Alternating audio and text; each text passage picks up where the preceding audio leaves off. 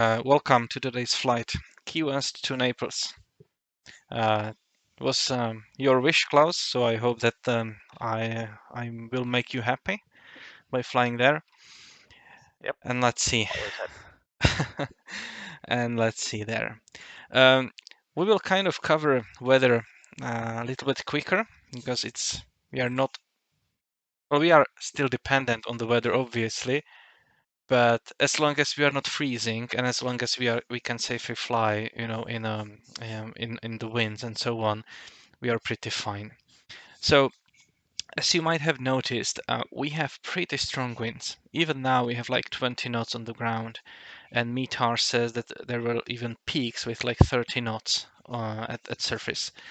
So the reason for that is kind of obvious. We have a high pressure system to the north and low pressure system to the east, kind of. And since the wind is like turning clockwise around the high pressure system and anti-clockwise around the low pressure system, that actually adds up here, and there is a corridor, of the very strong winds that's going like right across Florida. So what is good is that as you climb higher, those winds actually subside a little bit. And you can see that, for example, here this is at surface, this is at 3,000 feet, and this is at 6,000 feet. And likewise, it's in the bottom, those sections, surface 3,000 and 6,000. As you can see, the winds are kind of similar up to the 3,000, but 6,000 and even 9,000 afterwards, they're better. As for the TAFs, because that's going to be also important to our alternate planning, this is the new one and this is the old one from the morning. So the new one says that we should be expecting winds from 050. This is true, of course. So magnetic will be like 5 degrees more. So let's say that it's in the ballpark. Visibility of 6 miles, some scattered clouds and broken 3.5. So who can tell me? Yeah, and then 2100 we have slightly different winds, stronger winds. Visibility is the same, showers in the vicinity, and then we have scattered 2000 and broken 4000.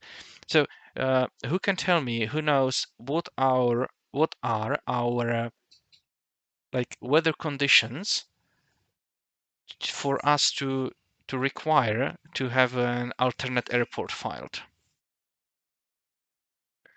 I think it's the 3-2-1 rule, so I think at least 3 statute miles visibility, 2,000 feet ceiling, and 1 hour within the planned arrival, I think. Yeah, it's 1 hour after and 1 hour before our planned arrival. Yes. So like a window of 2 hours around our planned arrival time. So who can tell me, do we need an alternate today?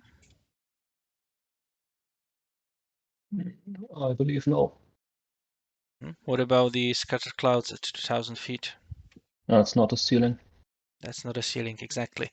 So the forecast doesn't require us to file for an alternate. And the fact that the Naples has 2 kind of perpendicular runways kind of also reduces our risk that we would not be able to land due to the crosswinds, for example. All right. So that's it. I will also bring up the METAR here on the big screen. This is let's see, Key West first. So they even changed the METAR, so now it's 060 at Key West. We will have some crosswinds. We will see how we can battle those.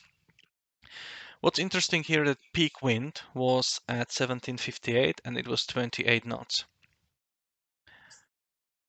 That's our departure. For arrival, let's say if we can reload that, we still have the old METAR, almost an hour old.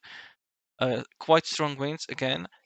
Luckily, they currently seem to be down the runway, so that's kind of good. Peak wind was 31 knots at 1728. so like an hour hour ago. But as far as weather, I would say that we are all right. The freezing level is around 12,000 feet. Cloud floor, yeah, about 1,500, something like that. These are data from today's morning. Let's move on to route planning. There are several options, and I will actually do that interactively, kind of. First of all, let's see what departures we have available at Key West. As we can see, we don't have any standard instrument departures, but we have takeoff minimums. And if I look here for Key West,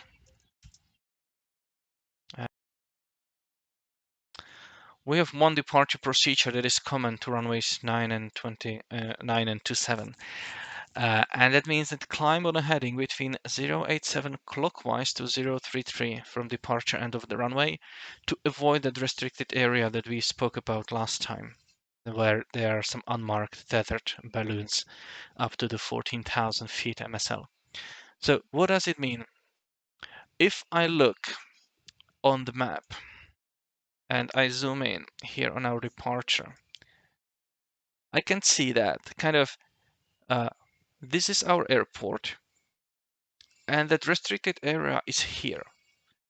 It's like 18 miles, 18 miles away. So what actually prevents me from like taking off and turning left, joining my course? Practically nothing, but departure procedure says, and we can probably do it because we know that it's far away, it's 18 miles, and we climb to 1,000 feet maybe in 1 mile or something, and we can turn. However, if we want to stick to the letter, then we need to consider that from 087, I believe it was. Let me just confirm that. Yeah, from 087 to 033. So 087 is something below that 082, so maybe there. Clockwise, that means this direction all the way to 033, which is like here. So we can climb any heading that is in this sector. And we cannot climb from 033 to 087, which is logical. It's like this is this wedge, roughly bordered by those two airways. Again, if we take off, turn immediately left, we have small aircraft, no any jet, that would take a very long time to turn. But the most correct procedure, if we are departing runway 9er, would be just take off and maybe turn right and join some route, or even this one, because that will come later. So departure procedure, there is no like fix or end fix that we would end up at. What about arrival? Arrival to Naples offers us several options. We have RNAV and VORs to runway 05 and 23. And then we have RNAV Alpha and RNAV Bravo. Approaches like for specific runways are lined up with that runway. And the Alpha, for example, RNAV Alpha is for when we are coming kind of from southeast,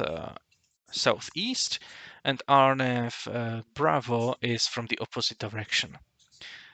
What is kind of interesting is that this seems to be almost perfectly lined up with runway 32, if you see, right? You have the course of 317 to the runway, but still we don't have any GPS minima, It's not a runway specific approach.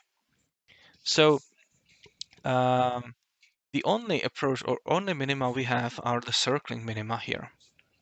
But anyway, I just wanted to first like review what kind of approaches and fixes we have.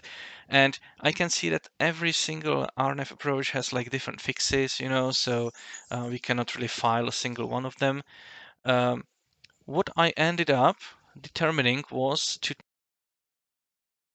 or like from the map, and I can see that we have a VOR station, directly over the field. So I thought that it would be a good kind of point where to end our flight plan. So either like this route ending at this VOR, or another route alternative. And then we have also some LF, MF airways, like low frequency, medium frequency, I believe, airways and compass locator beacons that define them. So how to actually determine the route? We know that we don't have any specific departure procedure like to any fix. We cannot really pick any common fix that would like serve as kind of a common initial approach fix or something like that. So my initial like path would be something like this. Again, CYY. There we go. So several options. The most obvious one is to use the Victor 255 and fly that all the way to Marseille and then direct to Cyprus VOR. This route doesn't end here. It kind of goes through. So the Cyprus VOR doesn't lie on that Victor 225. This route is fine. Maybe a little bit boring because you just follow the single radial. What might be a problem for some aircraft is that while it is direct and pretty short, it also almost entirely goes over the water. So from like simulator perspective, that's not a problem. Real life, I would probably not want to fly my single engine aircraft unless I have a boat like Clouds does, over the water this long. Because if I have an engine failure, I'm kind of screwed. So we have other options. Maybe we can take the 03 radial and Victor 157 to kind of risk that only for a limited period of time, and get ourselves over the land, and continue. So that might be an option. Even better option, like from the safety perspective, would be to actually fly along the keys and maybe choose some shorter span. Let's say that this might be maybe 20 nautical miles. So if you are high enough, then even if you have trouble, you can either turn back or glide forward.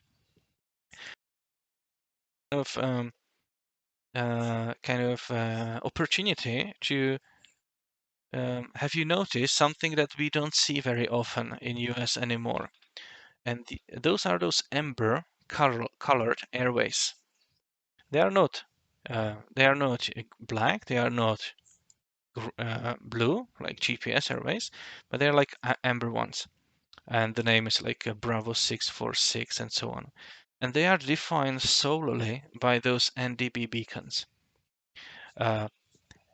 These two NDB beacons with those roses are also something called compass locator beacons. And they have that name. They are usually co-located with the outer beacons for ILS approaches. As far as the technology on the ground, they are kind of identical to NDB beacons. What's different is our equipment in the aircraft. In the past, we had an aircraft, and if they wanted to kind of locate this signal, they had to turn the plane. In order, they have those like two loop antennas or antennae, and then they would just turn the plane, and depending on the kind of sound they got, they would, or where the pointer would point, they could locate, the beacon and then fly towards it. Later, it was upgraded a little bit so that the operator on the aircraft could actually turn those antennae and find it that way. And the most advanced one is the ADF, which is automatic direction finder. And that actually you don't need to rotate those antennae in any way. The aircraft will do that for you automatically and find that. So that's kind of a little bit of history. For those of you that really have single engine, no GPS and such, or just for training purposes, I encourage you to try actually flying those airways using like ADF and not using like VORs and such. It might be quite fun, I would say. Right, so several options. Direct one or go, around a little bit. maybe there from Deeds you can take direct to the Cyprus VOR, and that would work as well. Has anyone of you found some different route they would like to fly, or what did you pick? Direct For or me, something? Yeah. For me, since this is the first flight, I'm just gonna follow you guys with this route. Let's call it a standard route for today. Mm-hmm.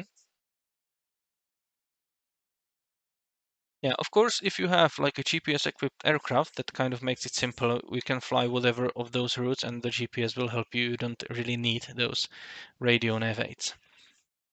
Oh no, I'm flying the 152. So for me, it's going to be like VOR. Yeah, or you can use those NDBs. I know, but that will take me way too long. Yeah, that would take you longer. Yes.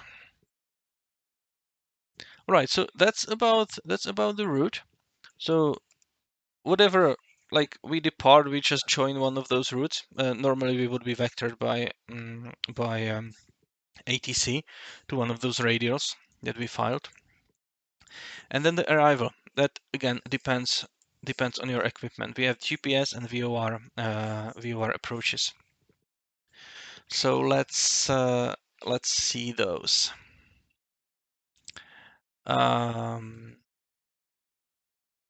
There is. I want to use that one. Okay, so the approach that is kind of most maybe most will be most used, at least for those that have GPS capability, and all of those look kind of the same. You have like T of like shape here, and you have some sectors here, some wedges. If I switch to the another one, again the T and the wedges. So what are those? The wedges are something similar to the minimum like safe altitude around the airport that is defined on, for example, VOR approach. I switch to VOR, you have the minimum safe altitude, and it says that in the circle, like in the area of 25 nautical miles from the VOR, it is safe to descend to 2,300 feet. This is very similar in a function. There is one key difference, and that is that this is called like a TAA, a terminal arrival area, and it's part of the approach already. So whenever you have been cleared for the approach and you are within that area. So for example, here it's 30 nautical miles from VISAF on the radius 317 clockwise 137. In here, it's based on the FEFC, distance from FEFC. It's this one, IF, and it says that 20 nautical miles from FEFC on the radials 227 counterclockwise 137, you can be at 2,100 feet, and if you extend that to 30 nautical miles, it's 2,300 feet. And it's part of the approach, so it doesn't matter from which direction you arrive. It can be like, it's kind of omnidirectional. So usually if you approach this field or VISAF from like with the heading of maybe 320 all the way to 133, let's say, or 143 or something, then you would choose VISAF as your initial approach fix. So you can see that VISAF is initial approach fix as well as FEFC and MDUI.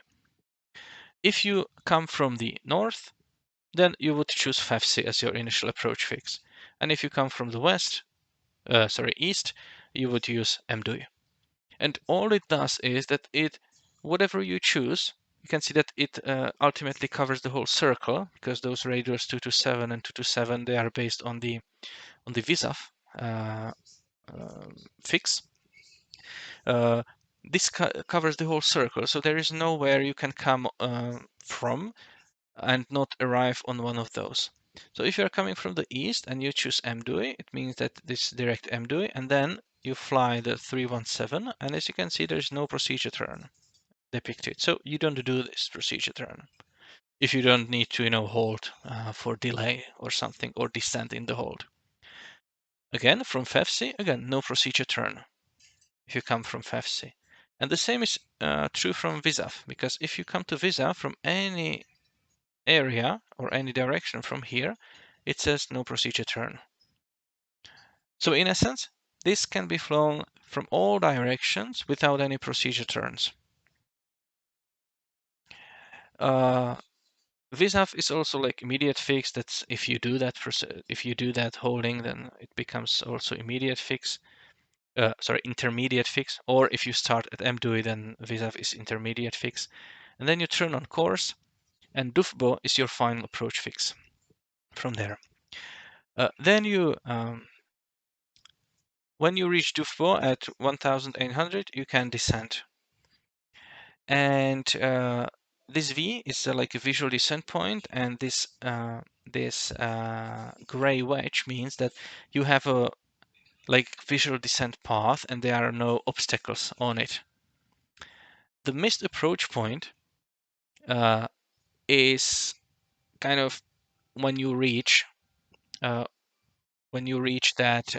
kind of how to put it. Might be different for different minima. So if you're flying LPV, which is a localizer performance with vertical guidance, it's the most precise approach, then it's it's very ILS like. So you descend and you follow the needles exactly like you would be on ILS.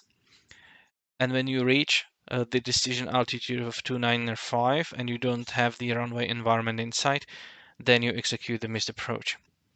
For our LNAV, VNAV, it's again decision altitude, and again it's 446.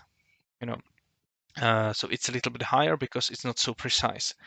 But again, it's the decision altitude. So you descend by vertical guidance, and when you reach that and you don't see the runway, you execute the missed approach.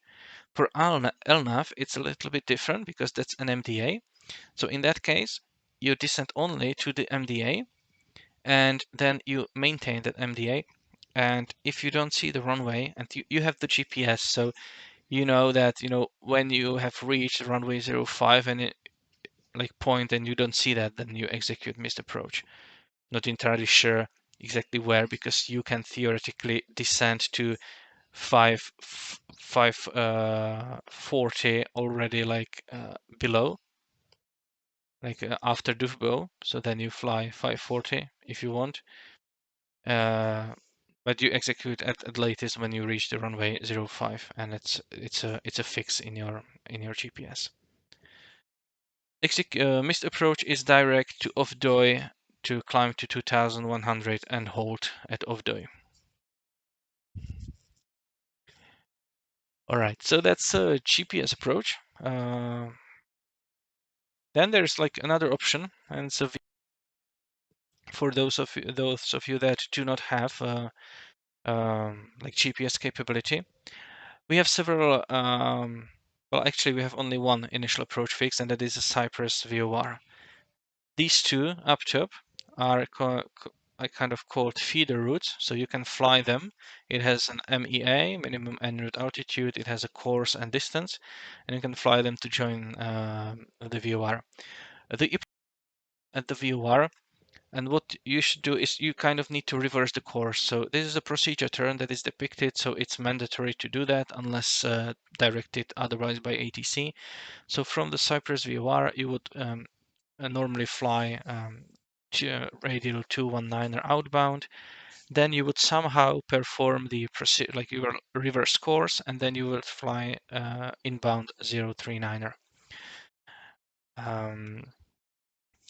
It's not needed to be the course reversal doesn't need to be done exactly as it is depicted here.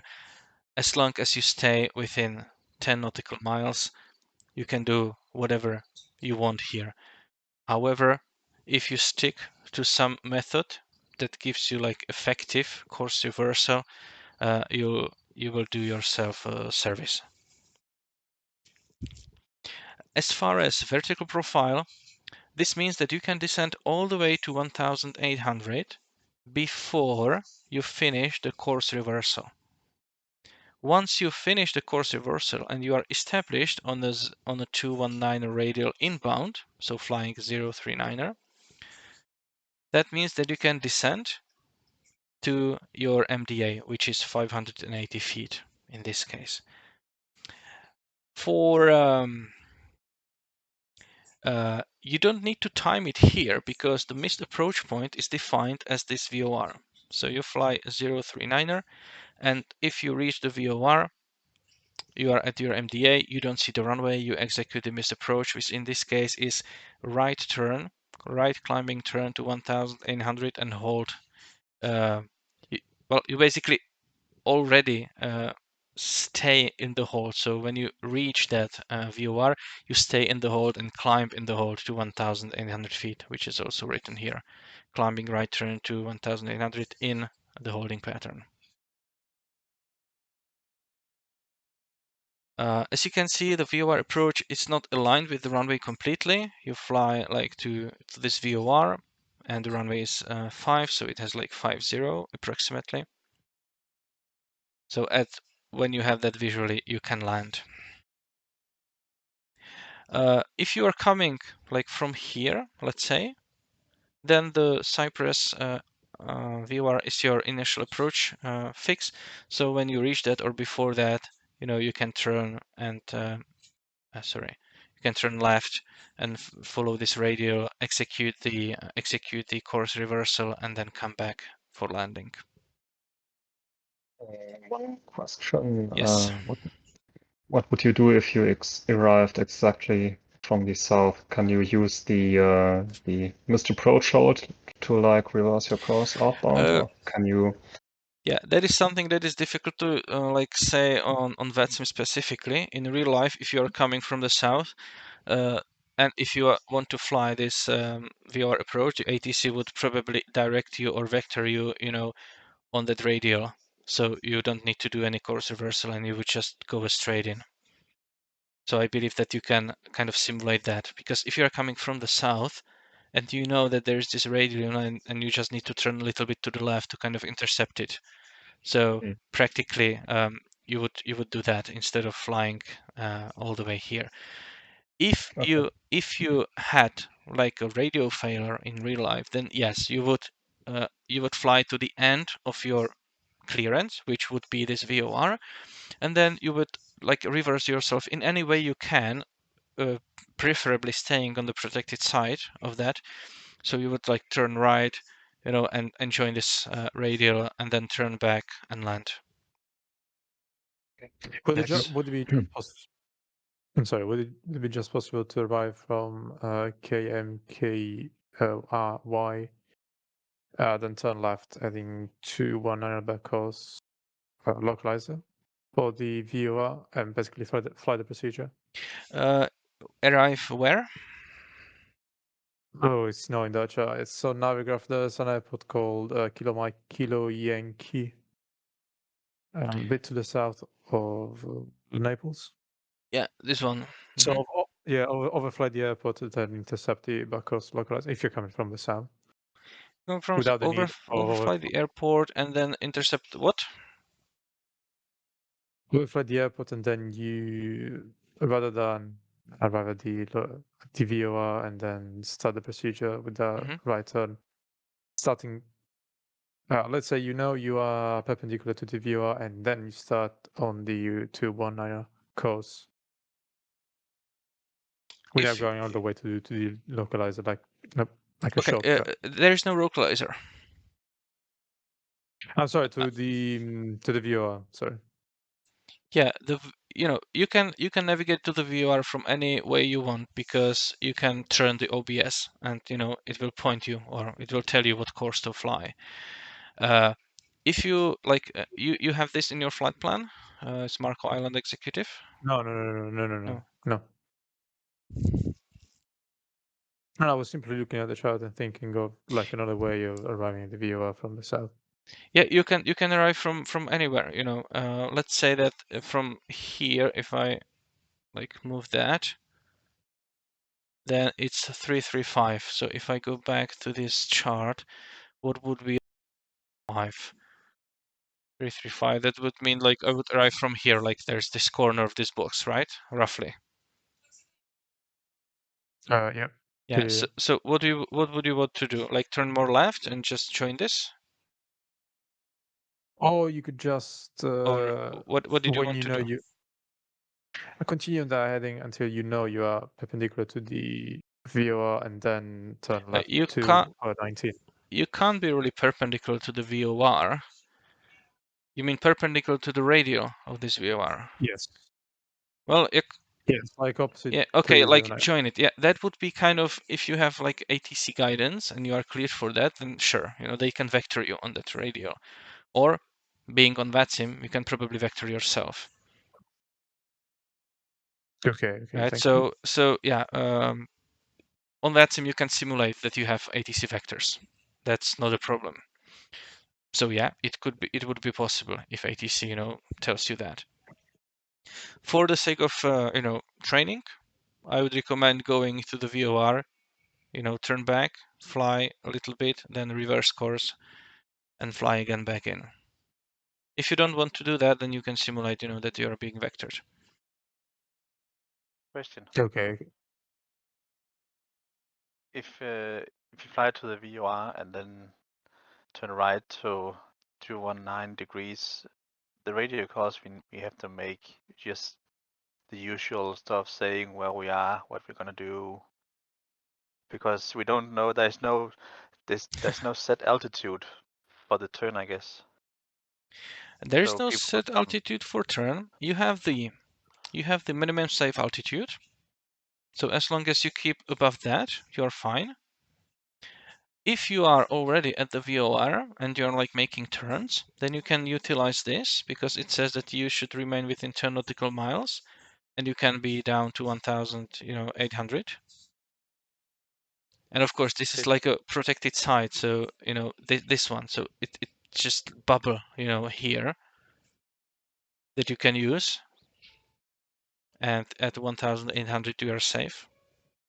And then when you are finally established on the inbound course, then you can descend further.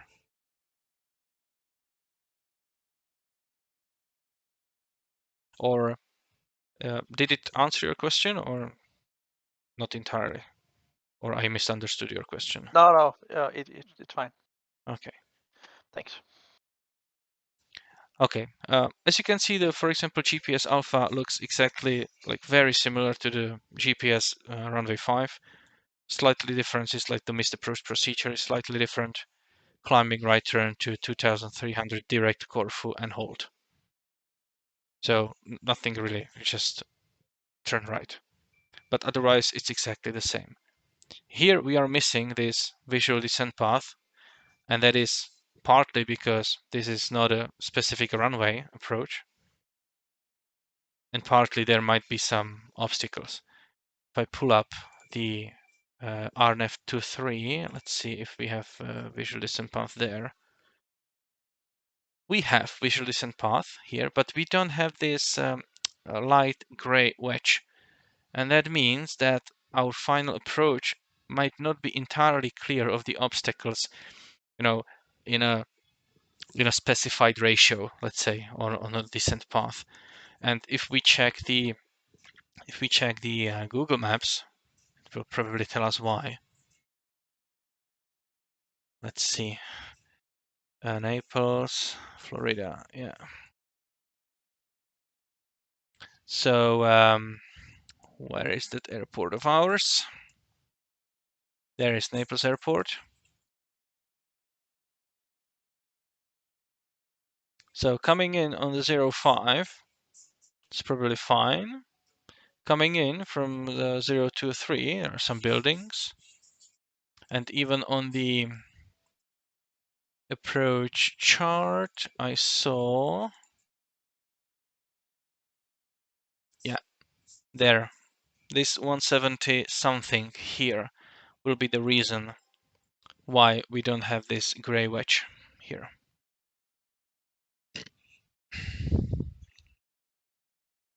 All right, let me see what I kind of totally missed the presentation that we covered. yeah, prepare your navlog anyhow, and make sure that you have enough fuel.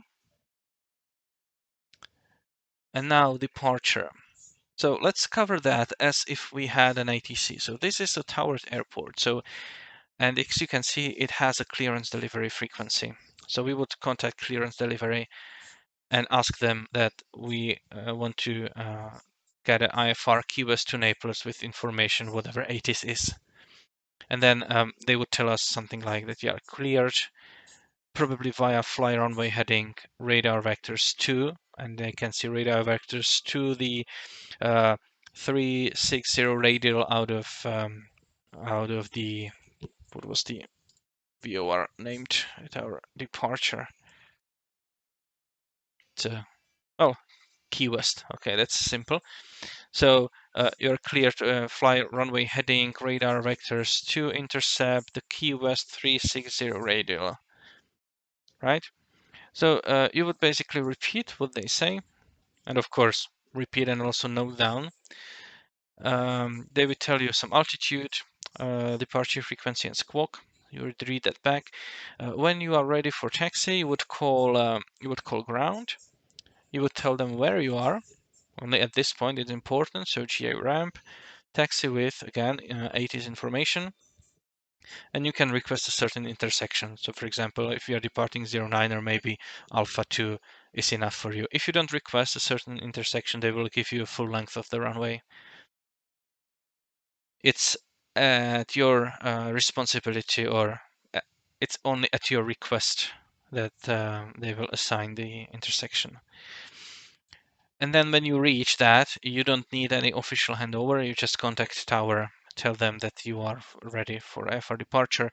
They can again repeat the immediate instructions, tell you the wind and the runway to take off. The way how to kind of note down this clearance is something called craft. So you have a clearance, route, altitude, frequency, and transponder. Clearance will be your clearance limit. Most likely it will be your destination airport. Route, either as filed or some fly runway heading radar vectors to. Altitude, then frequency, will be your departure frequency, and transponder code. If we don't have a VATSIM controller, then we treat this airport as a Class Golf airport, and we just announce ourselves what we are doing. Let me remind you about the taxi in a strong wind. We have quite strong winds, so make sure that you compensate with your ailerons. So basically, it's we have hard surface runways. So if the wind is coming like from the front and from the left, then you turn your yoke to the left, so into the wind. If it's coming from the right, again into the wind, so yoke to the right. If it's coming from behind, then you turn away from the wind. So if it's coming from left, you will turn right, and you will also do like down elevator, so we will push the yoke forward. And that's kind of important because then you put the elevator down and it will help to push the tail down and not kind of cartwheel you or flip you over the nose. So keep that in mind. En route, again, when we are flying, we might be handed over from controller to controller. And we should prepare for arrival, because our arrival when flying IFR starts much sooner than when flying VFR. Remember those TAAs were part of the approach. So for example, let's close that. This one. So part of the approach is already 30 nautical miles from VSAF, and VSAF itself is another 10, 11 nautical miles from the runway.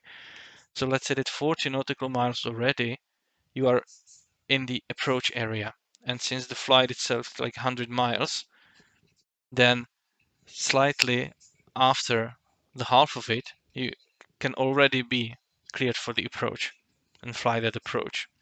So you need to be ready quite soon. I would say maybe 60 nautical miles from the from the airport. The best way is to call the controlling facility that you have approach request, and then ask, for the specific approach, and you already tell them that you have weather. Now, what's so special about those TAAs? Let's say that you are flying at 7,000 feet. If I choose that direct route, direct airway, that's radio 360. That already falls under the eastbound, so it's from 360 to 179. So I would choose some odd numbers, so let's say 7,000, and I'm flying at 7,000 feet, and I have instruction November 123 Alpha Bravo, proceed direct VSAF, maintain at or above 5,000 until entering the TAA, cleared RNF GPS runway 5 approach. So I read that back, direct VSAF, maintain at or above 5,000 until TAA, cleared RNF GPS runway 5 approach. Now, remember, you are at 7,000 at that point. So, and they tell you maintain at or above. So that doesn't mean that you need to descend. If they say only maintain 5,000, then it means that you should descend now or descend 5,000. So you can comfortably stay, above 5,000 at your 7,000 feet, because 40 miles is more than enough. Let's say that I require maybe like 20 miles to descend from 7,000 to 0, 3-to-1 ratio. So I don't really need to descend. However, if I decide that I will start my descent before reaching that terminal arrival area, I should inform the ATC. So I will say November 123 Alpha Bravo, leaving 7,000, descending to 5,000. And I would do that at my top of descent point. However, if I was already cleared for the approach and I'm already within the TAA boundaries, that means I'm already on the approach. And when you are already on the approach, you don't need to tell ATC I'm descending. So at that point, you would not need to tell anything, and you can just start the descent. Is that distinction clear? So I guess as soon as you're cleared for the RNAV and you're in the TAA, you can descend. Otherwise, you have to advise ATC. Yeah, it's the same as if you are cleared for the ILS approach. You are cleared for the whole approach, not just the lateral approach, also vertical approach. I guess it's part of the clearance. So if you're cleared for the RNAV and you're in the TAA and the TAA allows you to descend to, I don't know, 2,100, you can do whatever you want, whatever it says on the plate. Yes, exactly. Okay. Yeah. Of course. What if you're only cleared for the approach? Can you then descend? Say again? If you're only cleared to the approach, can you descend at your discretion, or must you wait until the TAA? If you are cleared for the approach, then you can, again, you can descend within that approach. And you would never probably get it. If it has TAA, it will also have something like this. All right. If the ATC is competent. What you can get instead is maybe proceed direct VSAF. And then they might not clear you for the approach yet. So you just proceed direct VSAF at 7,000, and if they don't tell you anything else, you cannot descend even within the TAA because you have not been cleared for the approach. But once you are, then you can do that. Just to confirm, the TAA, the altitude is the minimum altitude, it's not the... Yeah, of course, it is a minimum altitude. Yes. Okay. Thank you. If you notice, it says 2,100, 40 miles from the airport. That's not a hard, restriction. That's always a minimum altitude.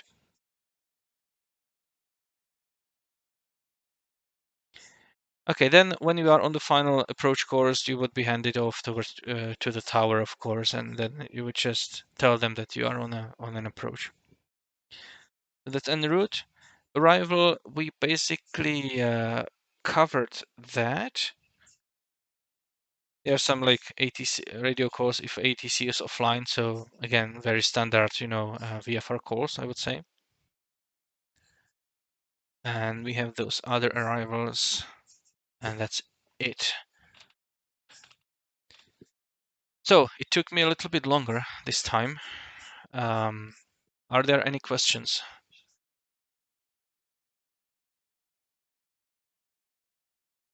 If not, as always, I am here the whole time on Discord.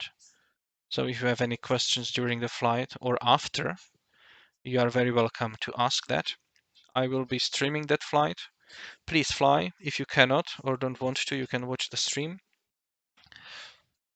But I hope that I will see most of you in the air. Flying. Happy flying. Happy flying. See you in Naples. I need to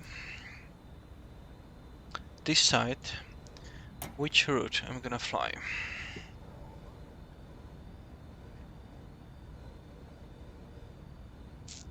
I can fly this NDB one.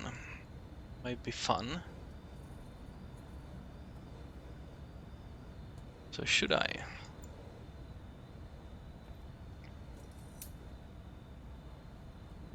Okay, let me see if that is something that I want to do. Let's clear this. And I'll just go here.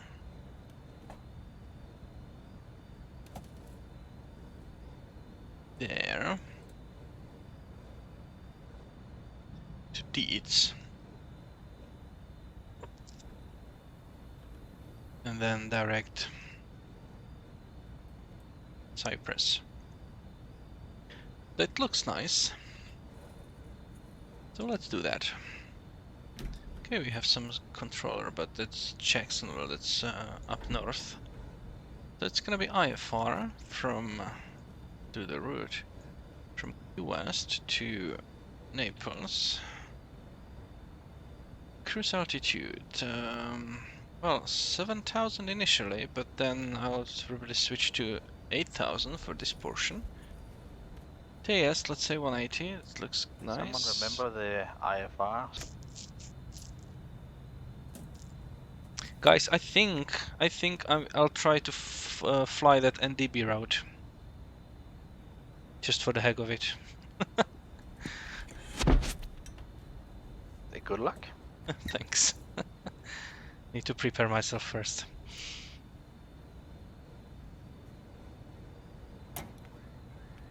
And it will give time for those in Cessna's 152 to actually arrive before me. So, yay. Yay. Yeah, I don't really think so. I'm planning to do the obstacle procedure. Just, you know, for the fun of it. As well as you should.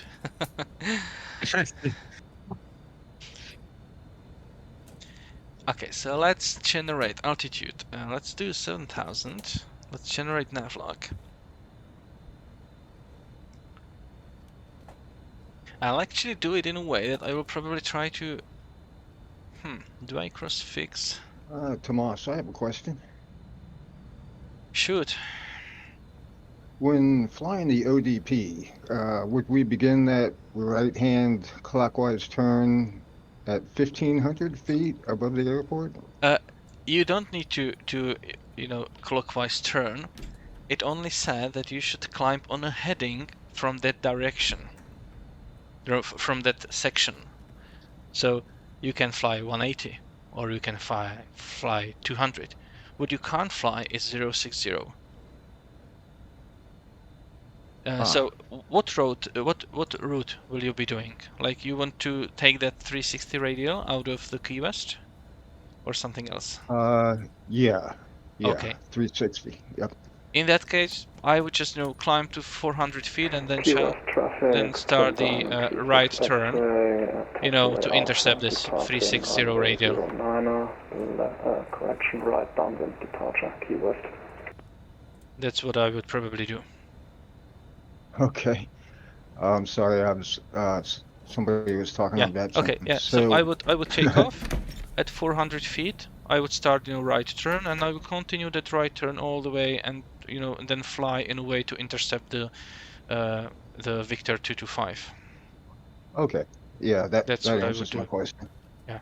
But okay. Again, we are in a small aircraft, so if you turn left, you know, intercept that, you also will not hit that restricted area. So because Right. you are not legally bound to fly that departure procedure.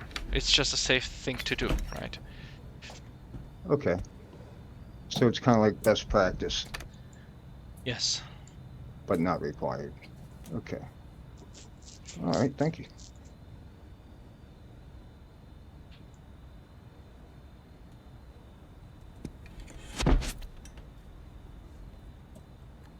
All right. So this is me. I will fly G because I want to do the GPS Key West approach. traffic, November 91 Bravo Charlie is at the Havilland Beaver, parked in front of the tower, taxiing to runway 9 via Alpha, Key West.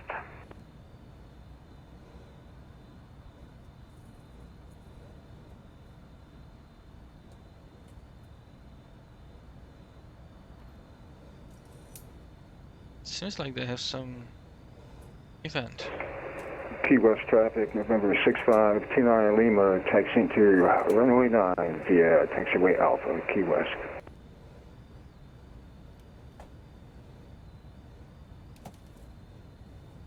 Key West traffic, November 5640, expect following the traffic to runway 9 and away Alpha.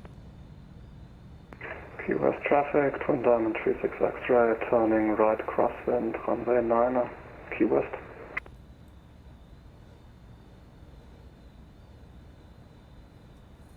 Right, so that's my nav log. I might be timing the legs because there's no DME.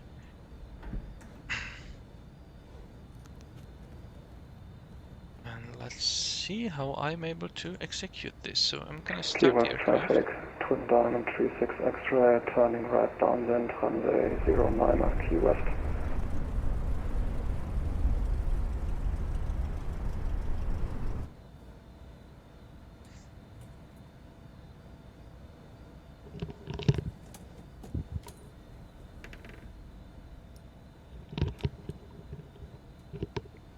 Can I be the last one to depart? Not a problem.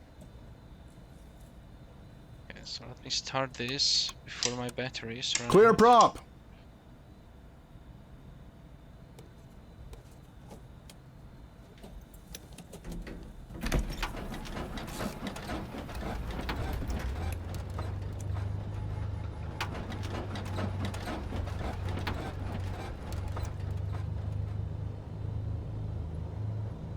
Key West traffic, Twin Diamond 36 X-ray, right downwind, runway 09, clear of the pattern, climbing 9000, turning direct, Key West, you are departing Okay. north, final call, Key West. See the problem. That won't work.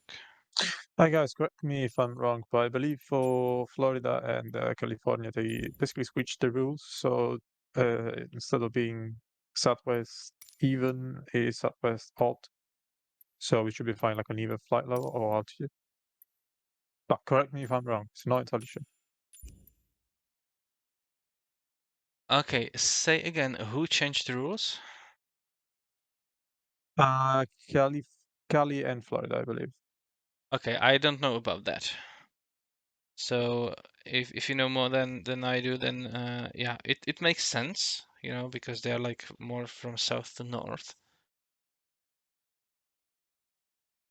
Well, I'm not a controller here in Florida or California, but I believe they kind of switched the rules using even flight levels for flights to the north and out for flights to the south.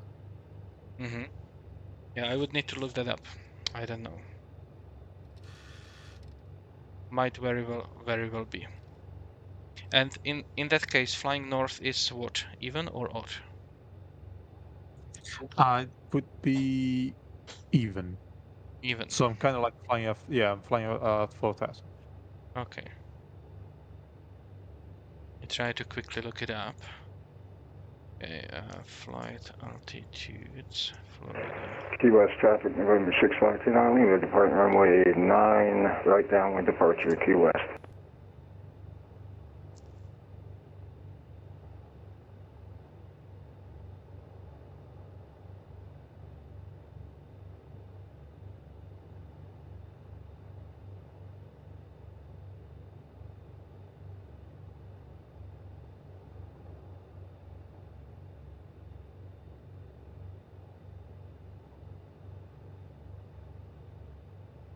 I cannot find it, you know. Can you maybe find some source? I tried to look it up on the Miami and Jacksonville ATAC website, but there was nothing in there. I remember from my flight plans them to be corrected from like Orlando to Miami to 230, I believe, in as part of the LOA. So that's why I think we should be flying uneven level. Okay, well, I cannot confirm or disprove that at this point, so maybe I'll look that up, you know, later. But Yeah, but you know, there's no ATC online. Let's just yeah, continue as we filed, and then if, I don't know, Miami were to come online, it would correct us. yes.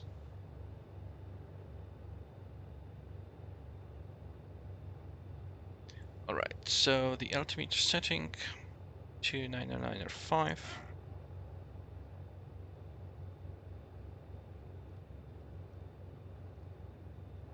Looks about Key West right. traffic, 91 Bravo Charlie, lining up runway 9, Key West. And on my ADF, there I need to first configure 332. 332. And then the next one will be 260.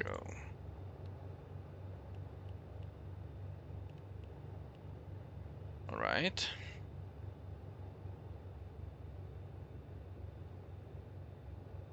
To work with that when I go. So let's taxi the last one here. Key West traffic, 91 Bravo Charlie, taking off runway 9 for right-hand departure. Key West.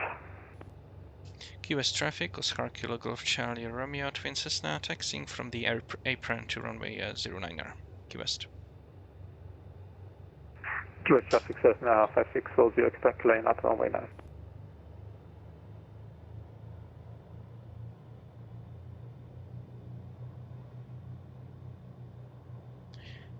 Okay, wind. Wind is coming from the right, and it's like 30 degrees. So let's just from 56. So like from there is coming the wind.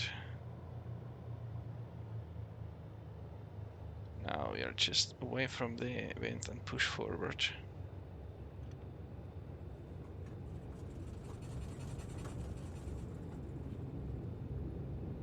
Hey, to the guys that departed from the runway, how was the departure windy, I guess? Yep, it was windy. But not impossible. Well, I mean, I says the 152 is going to be a challenge. Yeah, maybe.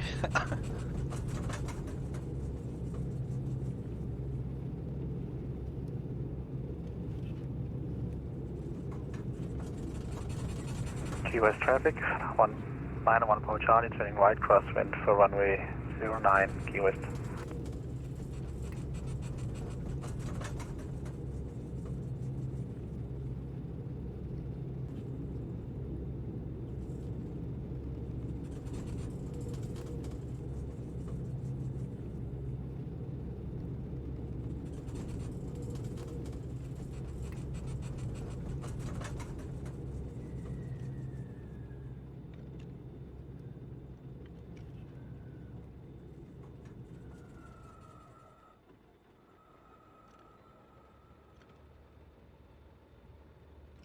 Okay, so let's do a quick run up.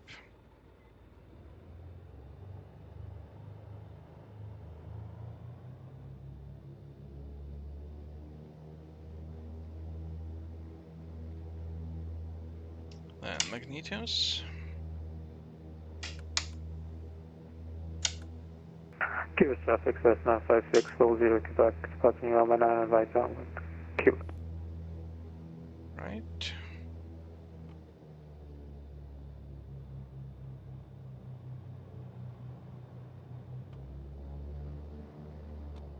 Looks good.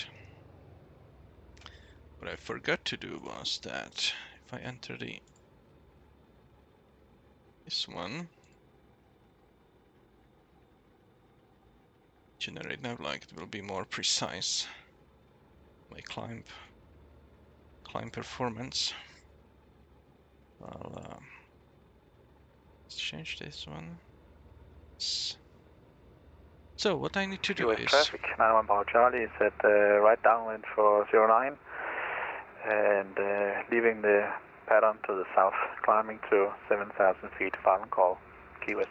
so I'll try to take off and then try to follow this course. You know, the course 269er, was it? Yeah, 269er. So if I need to follow the course 269er, I'll just make a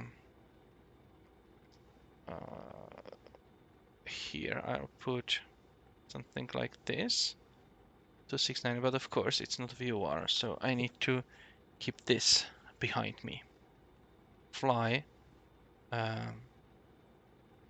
It needs to point to 269er. Let's put it this way. I'll see how that goes. Interesting Correction, to see. 91 Bravo Charlie leaving the pattern to the north, Key West traffic. Then, after flying approximately, it took me to Jovsu, approximately 6 to 8, approximately 9 minutes. Should see me here, and then I should intercept the 076 radio to Marathon NDB, so Fishhook and then Marathon. So we'll see how that goes.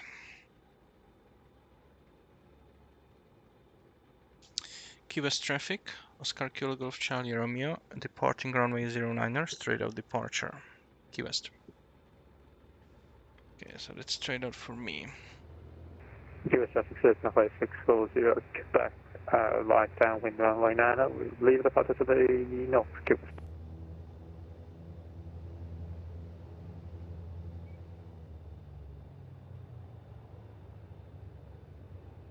Strobe lights go on. Landing lights as well. Fuel pumps low.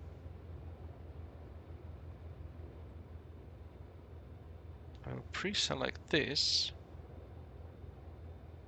This 089er.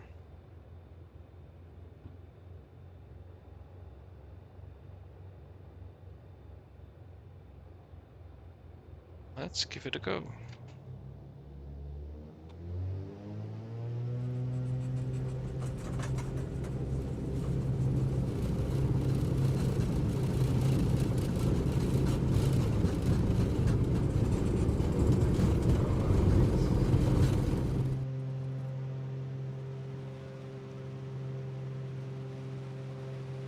Okay, gears going up.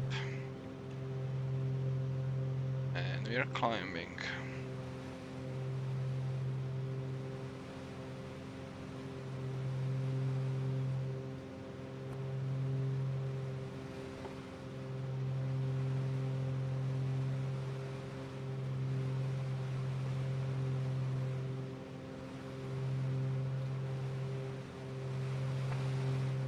Okay, these are pretty strong gusts. I'd say we keep the airspeed a little bit. Okay, I should have started the timer. Let's do that now.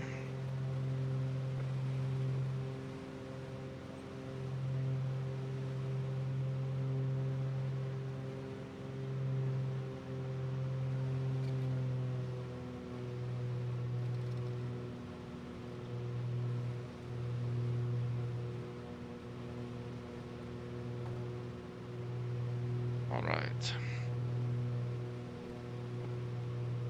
So I need to keep that needle pointed to 269er, basically. As long as I fly the heading that I selected. So initially, let's fly 09er. Well, okay, the navlog can actually tell me. Should be flying around around 83. So let's do that. Let's put it as an initial one. Put it to 83. And also this to 83. And let's see. So I believe it's pull the tail. So I need to pull the tail. So fly a little bit there.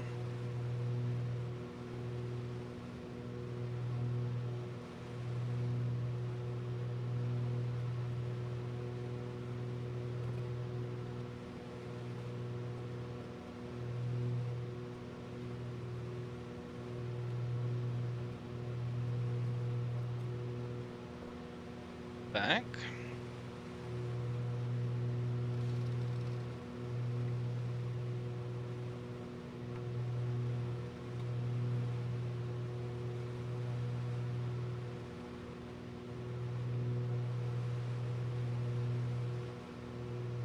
Right, but now it says now 269. Okay. Okay, but it's not flying. Going to keep it there. Now I actually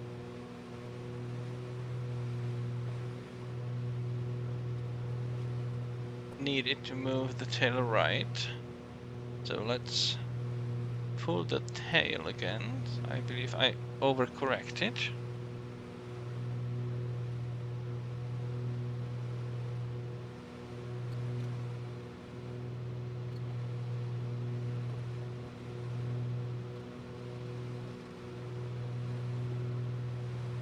Okay, I can turn off the landing lights and fuel pumps. Okay, let's pull back.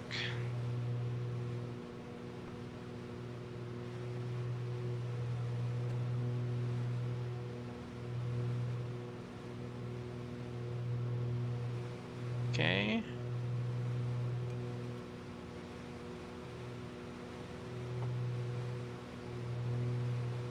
Okay, it's still need to pull the tail, so still a little bit more. Say that I will try to maintain 140.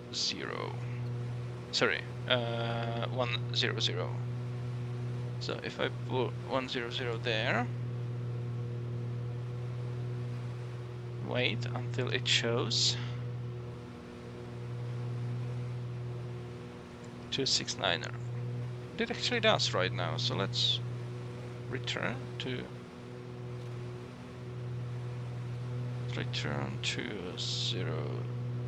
083.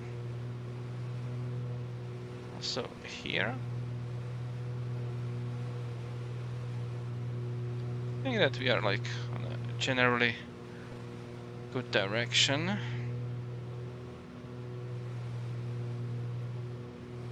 We'll also start querying where is that other, this marathon NDB, and we should see that at 076. So if I switch frequency, will it point to 076?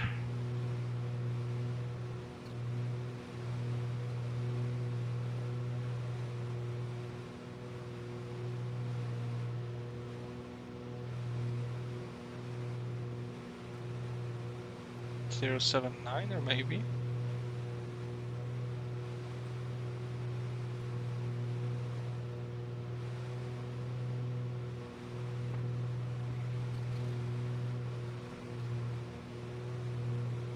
So let's fly a little bit longer, like this.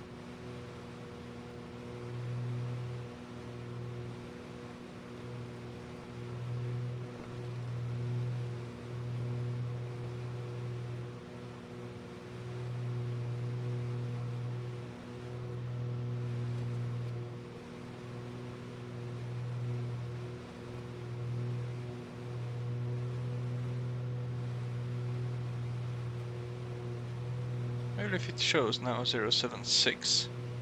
So let's see what we should do. 87 from change off to 7.5. Let's turn to 7.5.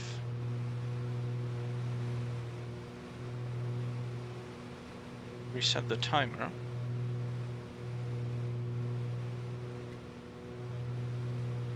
Let's put this to 7.5.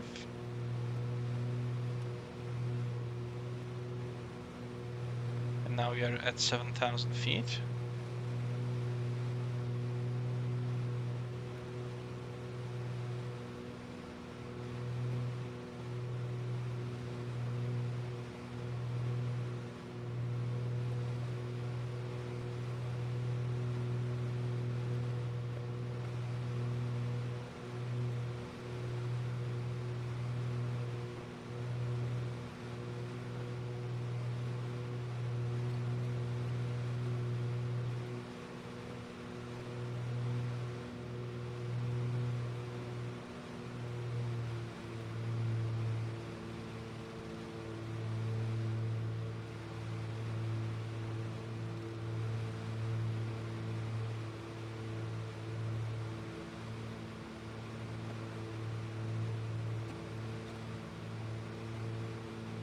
Let's try to keep it like that.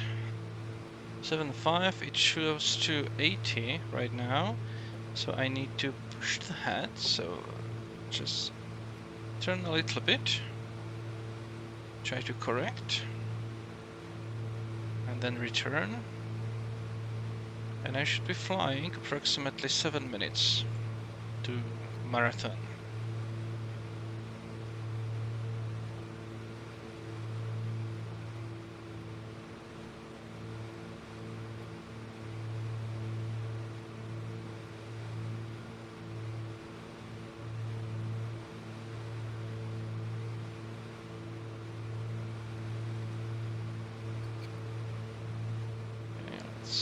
Configure a little bit more.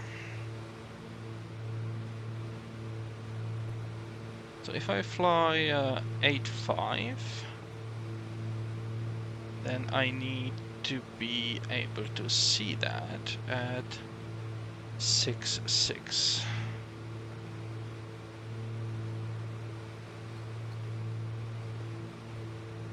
Or thereabout. I believe it's there already. Turn back.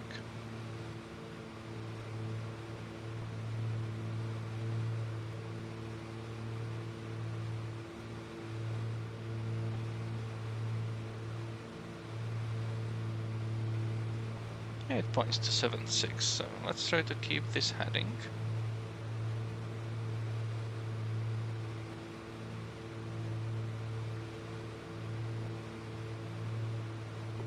And when we are above or behind that, we'll fly magnetic heading of 1.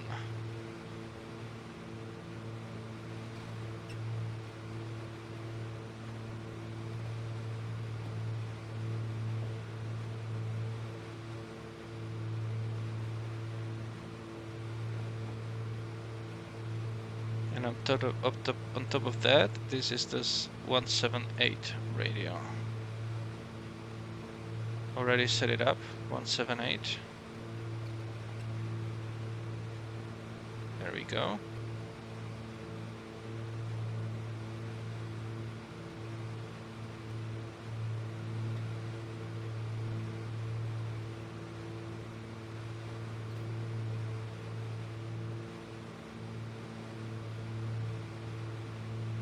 It's been a while since I've flown the beacon to beacon.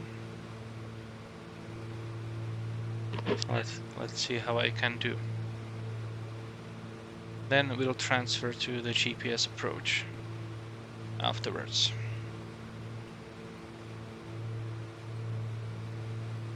A little bit to the right.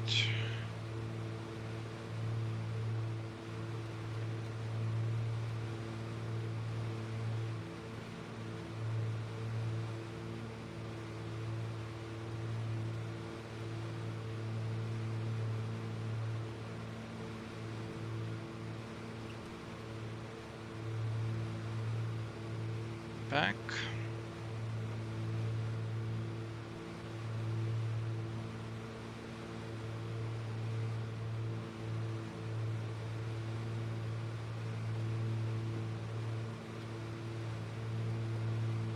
Stay a little bit to the right. But we are getting close to the NDB, so it will start getting very sensitive.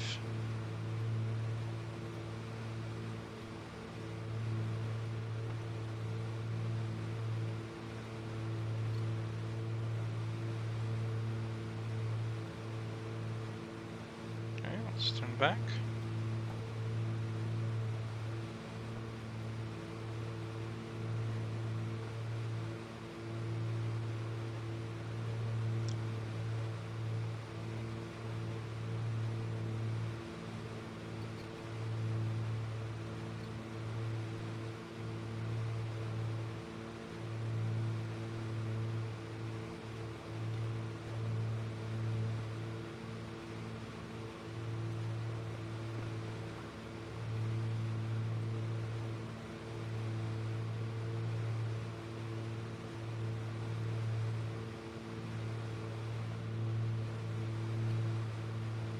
Let's try to fly 80.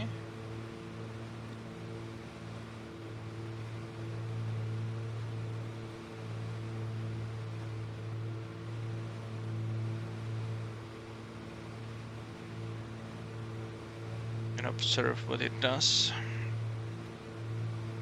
Now it seems to be directly in front of me, so let's continue. So eventually we want to fly next directly over it. 6 minutes and 37 seconds, so we should be very close.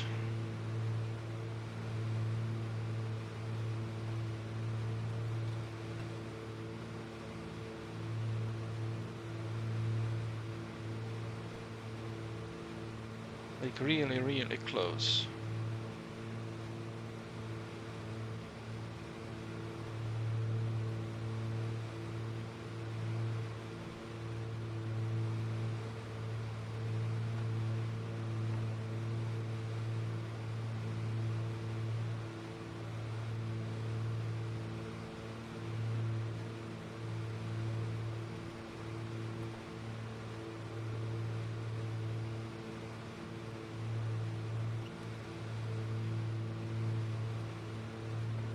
I would have said that shouldn't have gone past that beacon already.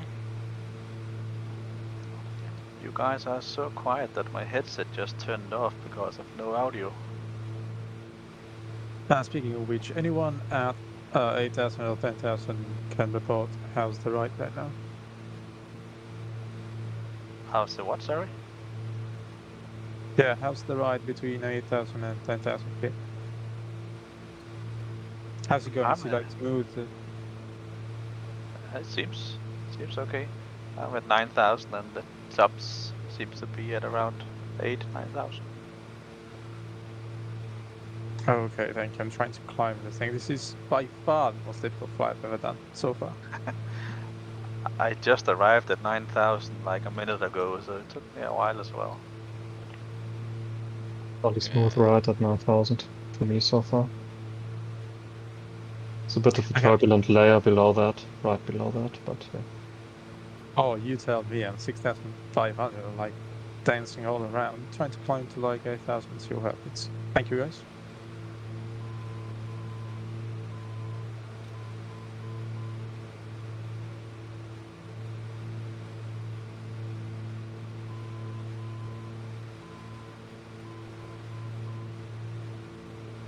That seems to be correct.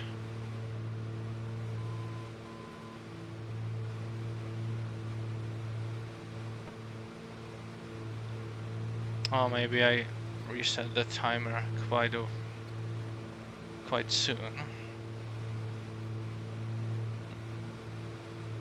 Let's still continue. Just for the sake of it, let me maybe tune in the Key West VOR and to see if I have at least reasonable distance. Was it 1135? Yes. 40 miles, okay. Okay, now it flipped. Okay, so let's turn. Let's tune that out. Again, managed to climb quite a bit, so let's reduce some power.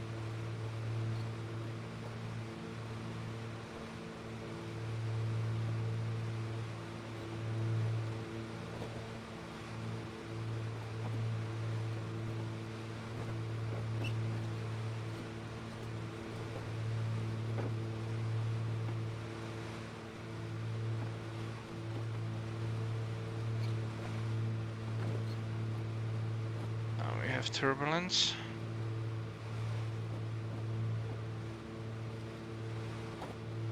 Yeah, it's just climbing itself.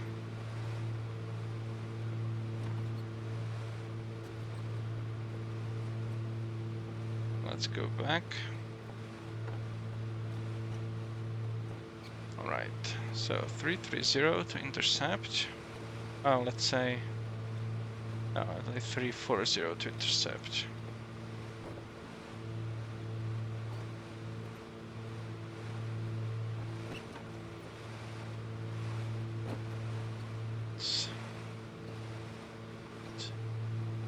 It's not a smooth ride. And reset the timer. And I need that beacon to point to, what was it? 178. Okay, it's there. So let's turn. There we go. Just like heading of 1, if I'm not mistaken. Let's put that in.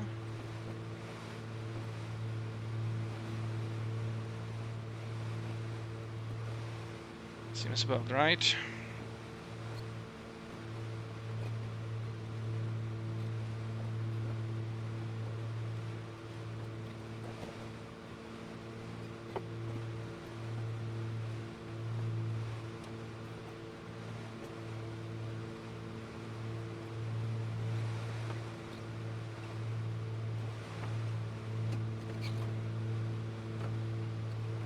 It's a very rough ride. Okay, so 0101, that points to approximately, okay, approximately in the right direction. So let's take it.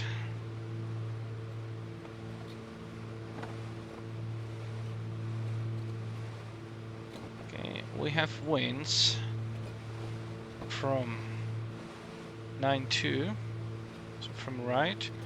Wind correction is just 2 because the wind should be wind should be just 8 knots, and we are experiencing like gusts from 25 to whatever else. So I don't think that this wind correction angle will cut it, but let's do that. And we'll see how our deviation from that radial goes.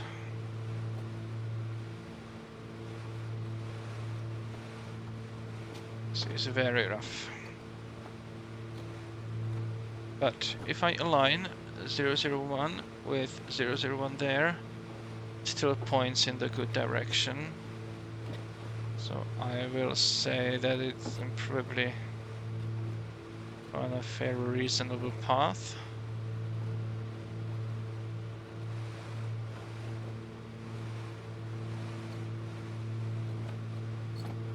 I have top of descent pretty soon. Well, pretty soon, after 23 minutes. So let's say that I will fly 23 minutes like this. And then I will load up the approach and do the GPS approach.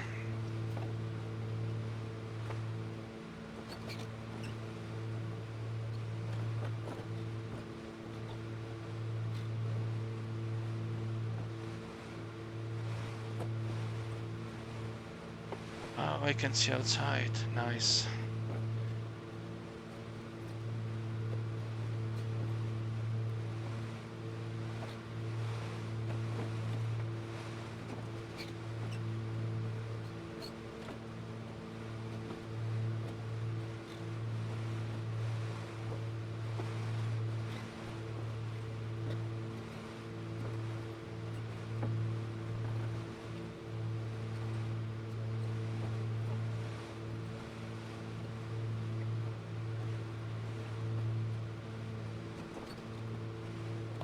would like... I would like this ADF to point, let me see, a little bit more tail to the right, so I need to pull the tail. So I need to fly more like this. So let's say that I will fly maybe 005.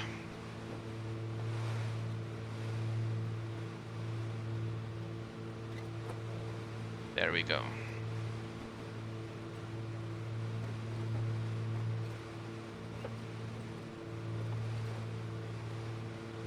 That should keep me better aligned.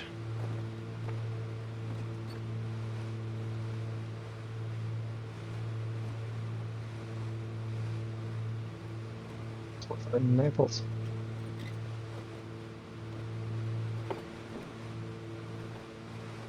Is there somebody at Naples already? Yeah, I'm turning final in a minute. Really? What's your true airspeed? It's 160. Ah, okay. Wow, I'm doing like 70. What aircraft do you have that you have only 70 true airspeed? It's the 152. I'm basically going all over the place with the wind. It's quite an interesting flight so far. I'm actually descending to 4,000 to see if it's any better. I would pick like higher altitude. I know to try to see better. I tried to get up to 8,000, simply couldn't make it, so I decided let's go down and see what happens. It's actually clear skies now, so it's literally just the wind. Check if you don't have flaps extended. Nope, it's flap 0. Okay. Yeah, I'm at 7,000 and it's a pretty rough ride. And it shouldn't be. And you're actually going eastbound, correct? Well, now you still eastbound or now okay, I'm going north already. Okay, I'm like 4,000. Yeah, 4.5 is much better now, so I'd keep probably 4,000. Yeah, and I'm flying raw data on NDB.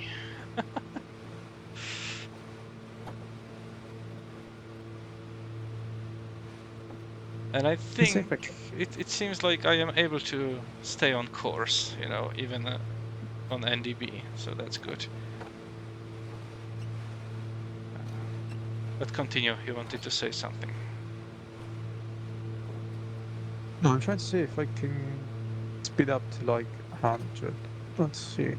Well, I believe that the 182 should be able to do like maybe 90 or 100 like true airspeed. Indicated at higher altitude with like maybe 90 or 85 only, but and then ground speed is totally different based on the winds.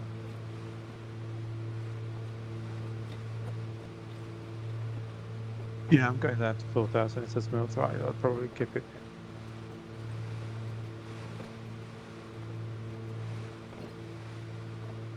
I'm also only halfway down, so the guys that are landing right now, you were quite fast, I'm not gonna lie.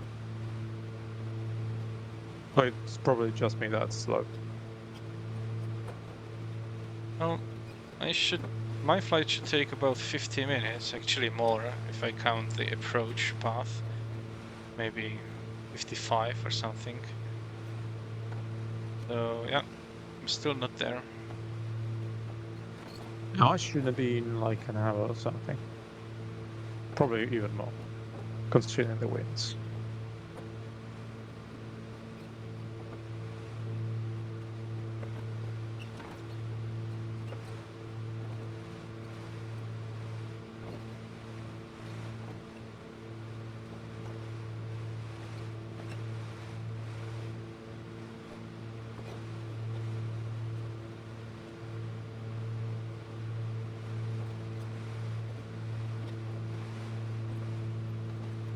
It's very hard to keep heading.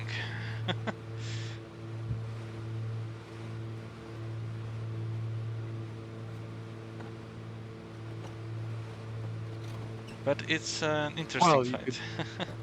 You could make use of something called autopilot, you know. I don't know what that is, sorry. Oh, you didn't. Oh, he did. No, listen, I'm cruising right now. There's no point in flying me cruise. I know. It's, I do that, for the edit challenge. Oh, okay, that makes sense. Now I'm like 4,000. I flew more than half flight manually up and down. So now I'm at 4,000. I'll probably relax for the next like 20 minutes before starting the approach.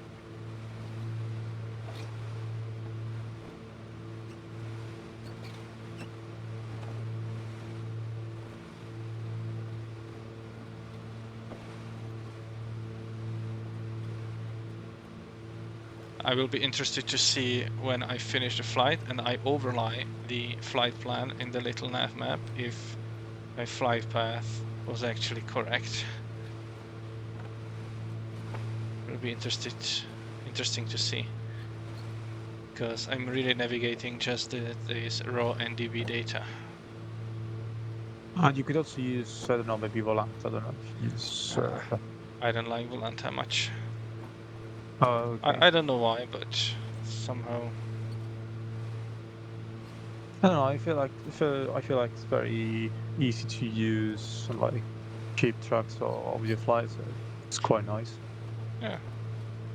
Yeah, I used it for a while, but then apart from the like graphical depiction of my vertical profile, it doesn't do anything else than or anything more than a little nav map already does for me. No, yeah, for sure. It's like a social buff for sharing flights. Yeah.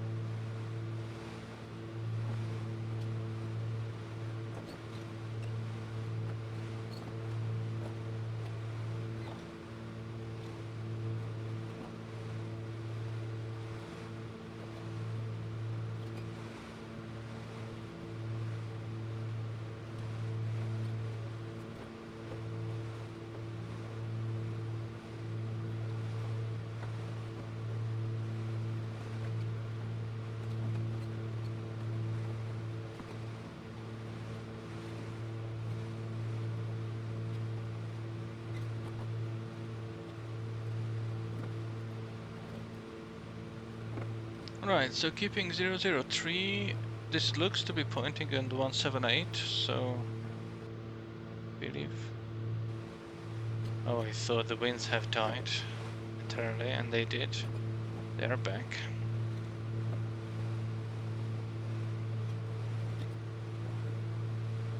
So let's see, if I compare this, should hit mainland and then still fly a while. So let's do that. Actually, yeah, let me tune in the Cypress 108.6. So 0.6, and we have 108.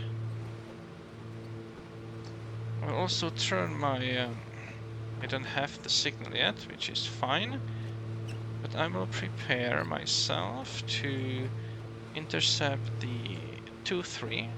No, this is not 2-3, this is 113 radial. So 11, okay, no, I didn't want to move the heading. 113 radial, she's there. And I should be able to still follow that, and when I have deeds, I should turn inbound to CYY to Cyprus. Actually, at that point, I will have an approach configured, and I will activate it. So 003, that still looks good. I believe I found the correct wind correction angle, more or less.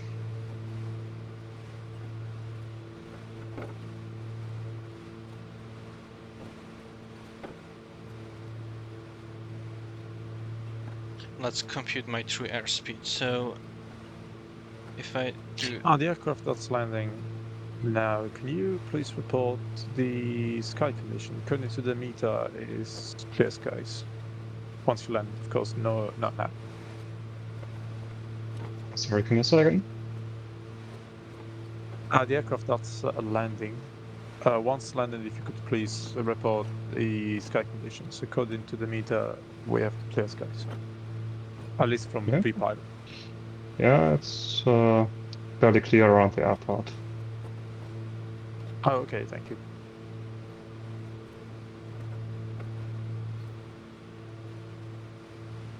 Alright, so Probably land visually just fine.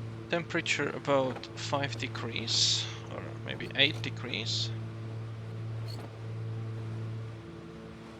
So let's see if I can keep this and also do that It's a one. bit gusty on final, so take care. So 7,005 degrees. Yeah, it's supposed it's voting gusting 3-1. So something that's like going that. to be interesting to do. So my Using indicated full flaps airspeed. right now. Okay, so what need for 180? I need 161 indicated. I'm doing like one. Oh, I'm doing 160. Okay, I'm probably doing 180 then.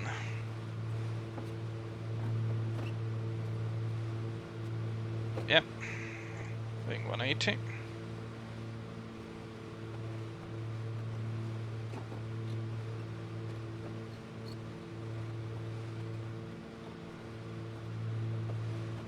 So those are Everglades.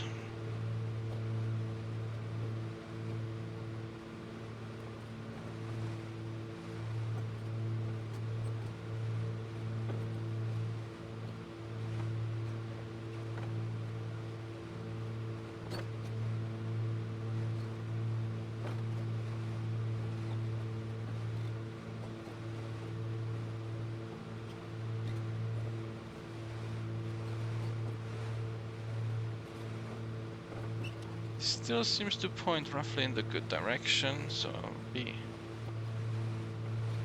satisfied that probably it's okay.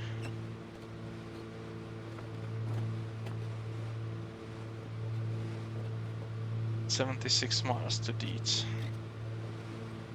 Oh, let's not turn.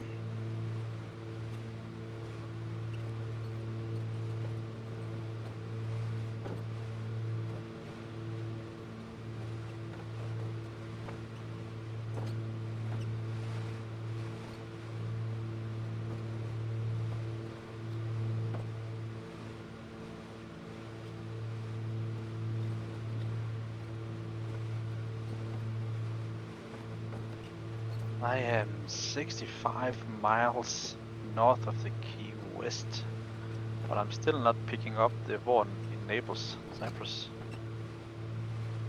Yeah, it doesn't have a lot of range. I see. I think it's a low altitude.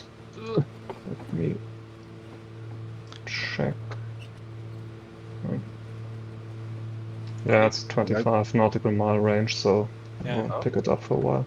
It has a T, as a terminal area viewer.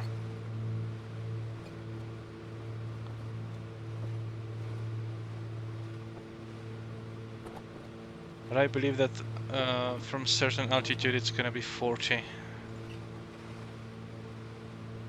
Yeah, but maybe not. 25, it should definitely have 25. But VORs in MSFS have incorrect ranges very often. Ah, that's a classic Microsoft. Classic what? Classic Microsoft. Yeah. It's like, you know, you have two, you have a Victor airway defined between the two VORs, and in the middle you don't have a signal from either one. And that airway is maybe like 100 miles long.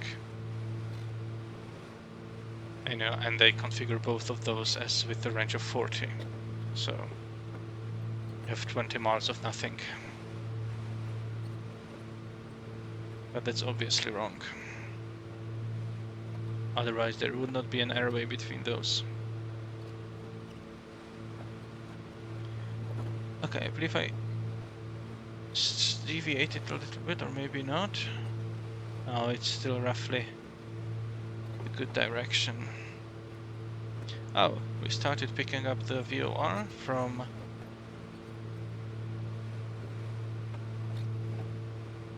So I just started picking up the Cyprus VOR from the distance of 37 miles. I think I'm about 30 miles away, but I'm not getting anything. 108.6. That's correct. Oh, here it goes. 25 miles. Don't forget to identify that you have the correct one. I do not have a button for that in my cockpit. Well, use mouse. Mouse? That's the same as autopilot. Yeah, well, not everyone can have a home-built cockpit, right? That's true. It takes a lot of space. Yeah, it even happened to me in Microsoft Flight Simulator then, that I started picking up something, and only by the means of identification I actually found out that I'm not picking the correct one. Well, to be honest, it's like, I think it was yesterday I was thinking about I need to have some kind of way of identifying it. But it's a bit low on the to-do list.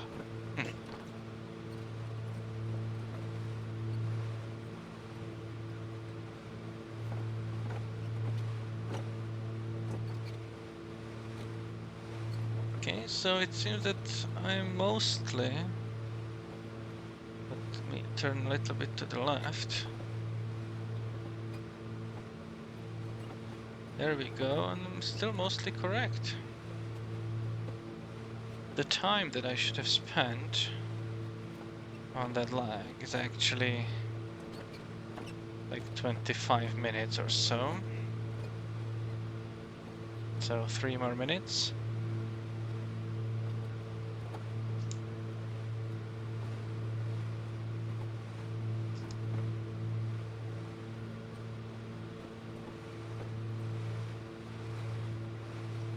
Let's check if we have any controllers. No. What is the message there? Failed to create. Cessna. Okay, it's not a problem.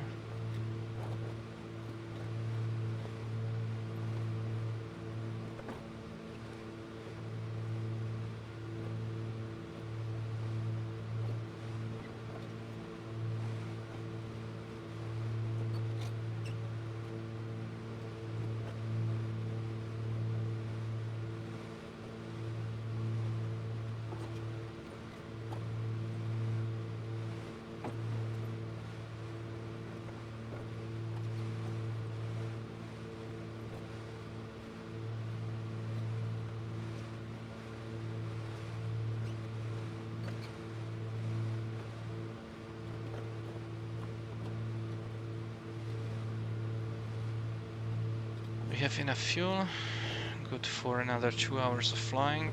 Sorry, 1 hour of flying.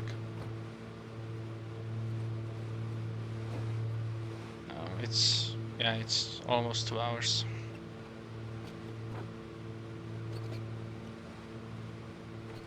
Okay, the needle started to move, so I believe that I might be slightly off course. So I will probably not get to 23 here before I start. Oh, actually 31 should be the correct one. 31. So I'm actually a little bit closer than I should be. Could it be? And I lost the NDB. Okay. So I believe it's time to configure approach. Procedures, approach. RNF5. And where are we starting from? We'll be going 296. 296 means that we'll be in this range, so MDUI should be the transition. MDUI. Load and activate. Yes. I'm doing. Can go map. This point.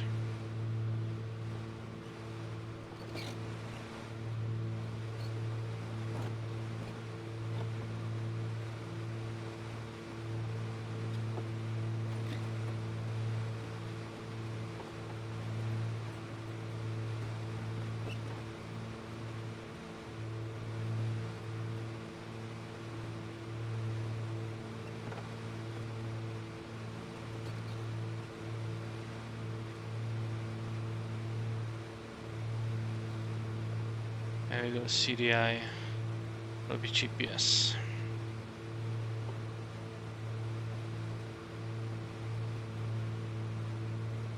And we can start descending.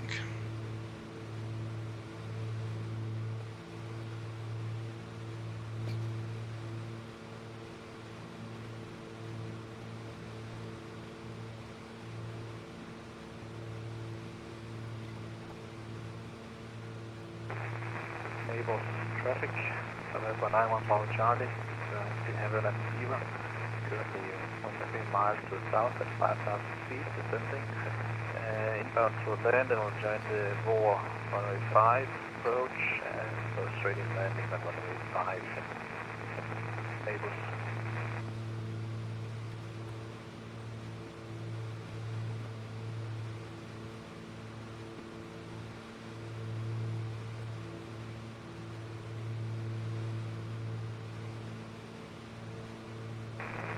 Naples traffic, November 652 meters on a 5-mile final for runway 5, full stop, Naples.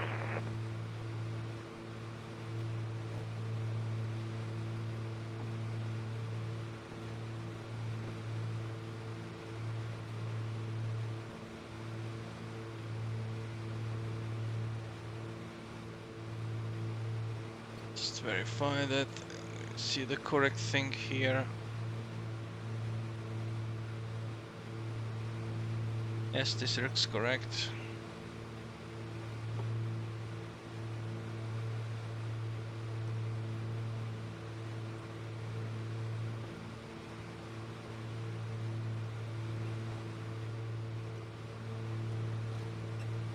Let's turn on the pumps.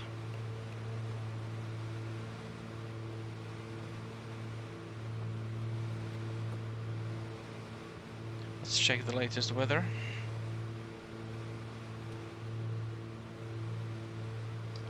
Oh, sky clear. The winds are quite high, so crosswind from the left. Sorry, crosswind from the right. 2998, so let's fix that. About there, I think. There we go.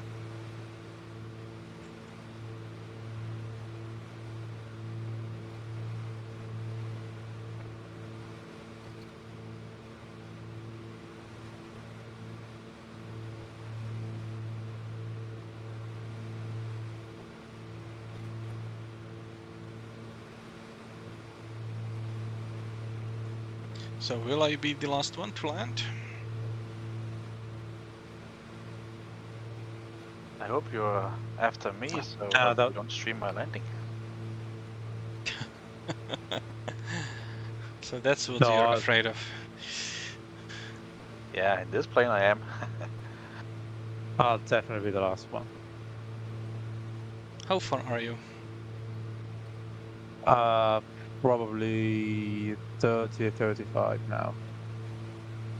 Okay, I'm left with, let me see, about 30 as well. Yeah, but you're also going much faster than me. Yeah, that's probably true. Yeah, I'm doing like 80, so okay. 80 ground speed, so yeah.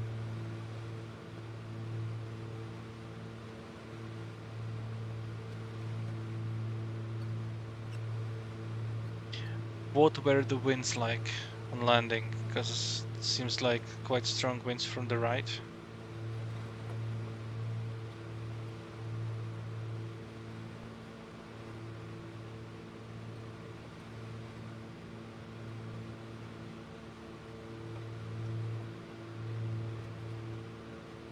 So what is this city?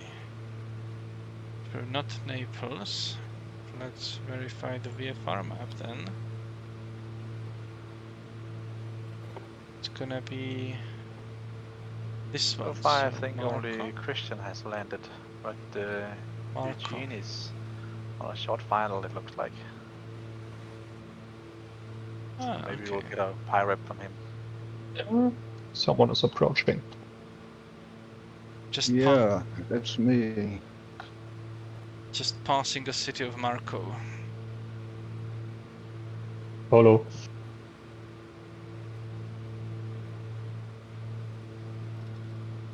Good one.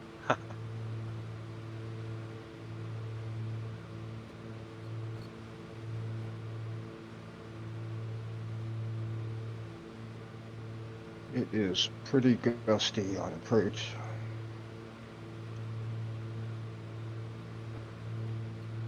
I better check my go-around checklist then. What approach are you doing?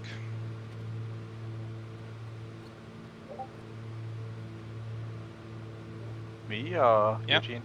You? BOR, runway 5. Okay. And are you starting from the VOR? No, I'm starting from the, what was it? 10 miles out. Oh, that's cheating. Oh no, I got vectored in. No, that's cheating. If I'm cheating because I'm using the autopilot, that's also cheating. Well, if I had a faster plane, I would go to the VOR. But I I'll couldn't do risk it. landing after Thomas did it. And I saw the guy in front of me did it too, so... Eugene. Okay, when I say I'll do it, more means like I'll try it and see what happens. Considering there's 31 knots gas wind, so... It's a bit crazy.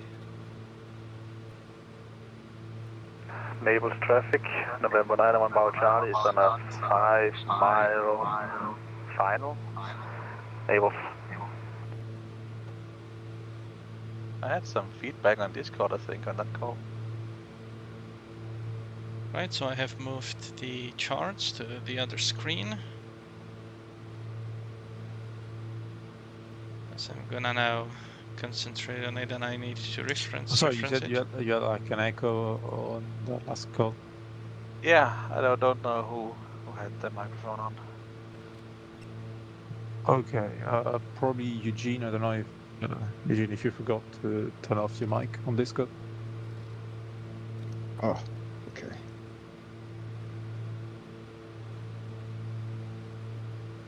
So landing lights on, fuel pumps on center tanks, or not center tanks, main tanks, wingtip tanks.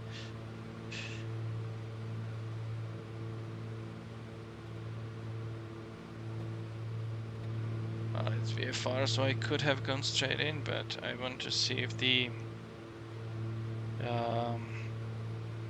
glide slope indicator finally works fine.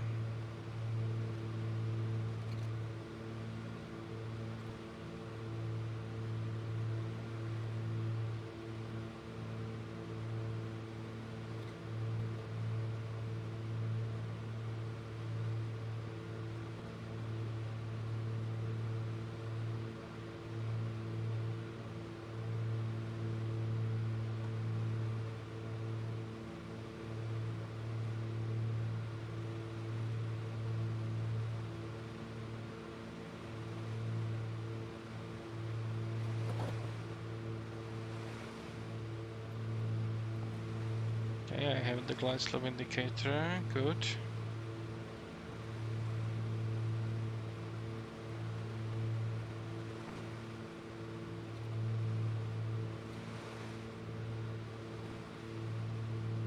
Final approach cruise is 047.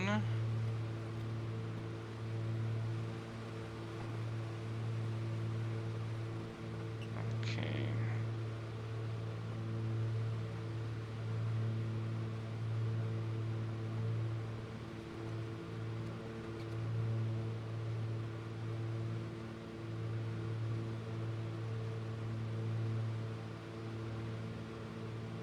Shortly before landing, let's put RPMs on top. Go. Fuller mixture, so to speak.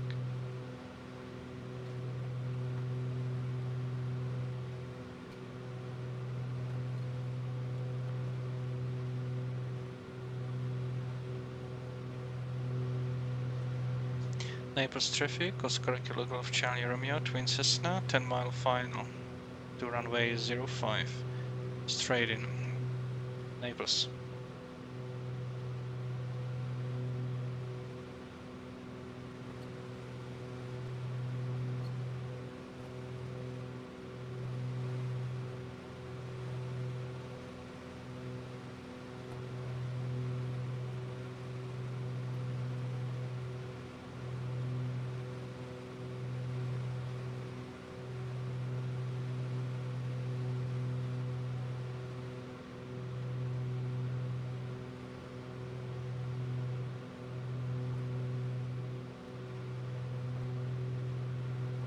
Right, so now I can descend to 1,800.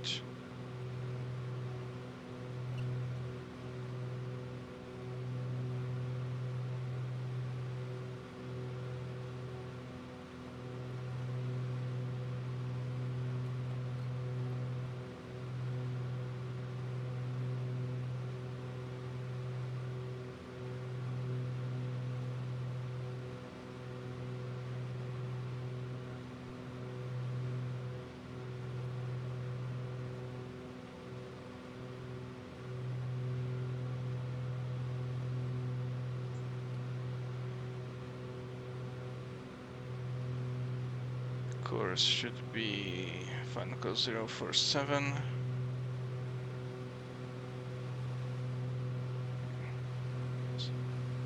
Let's not overdo it.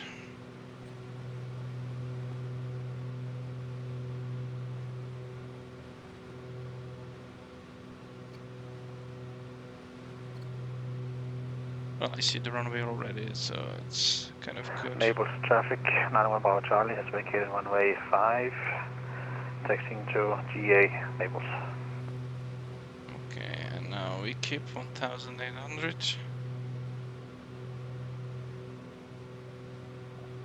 I hope nobody saw my landing.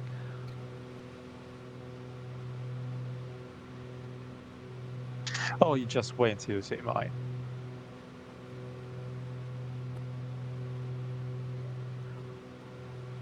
I have a hard time figuring out the height of this plane when I'm landing, so it hits the runway much sooner than I expect. And then, you know what I say? Any landing you can walk away from is a good one. And any landing where you can reuse the aircraft is an excellent one. Naples traffic, Oscar Kilo Golf Charlie Romeo, Twin Cessna, 6 miles final, runway 05. Naples.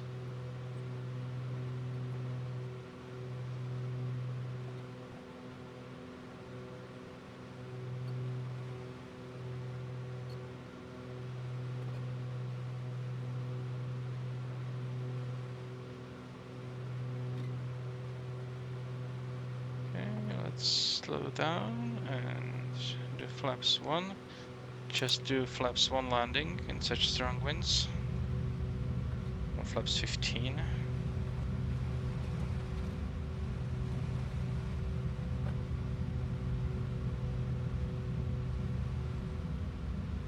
Mixture full. Props full.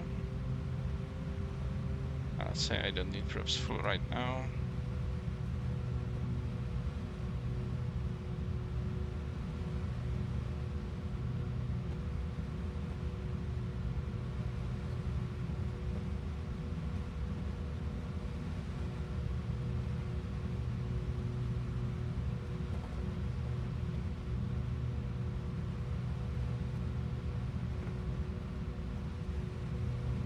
Thousand feet. Gears going down.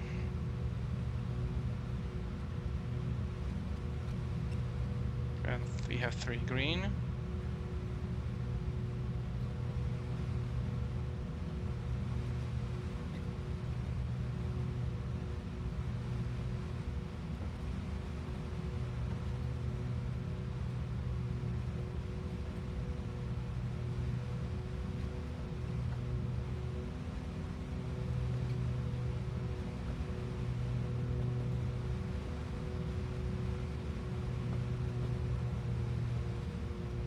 little gusty.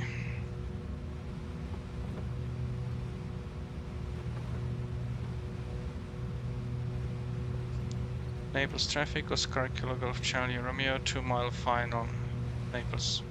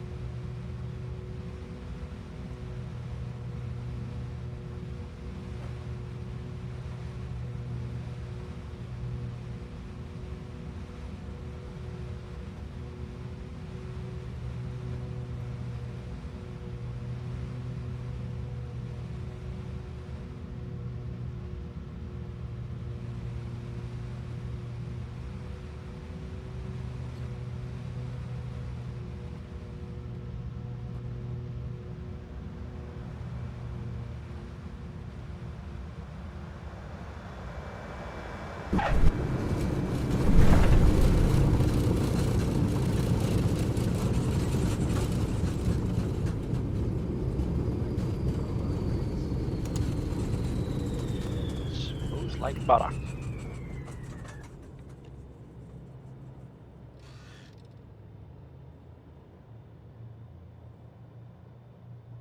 Alright, so let's vacate here. And we are already next to the general aviation apron, yes. So landing lights off, strobe lights off.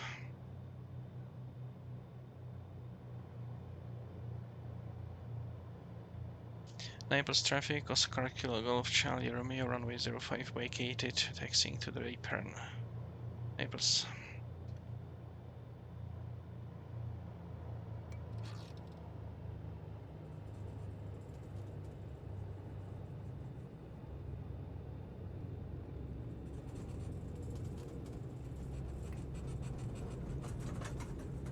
You guys are in a hurry, or I could try the entire procedure for the VOR Wi-Fi.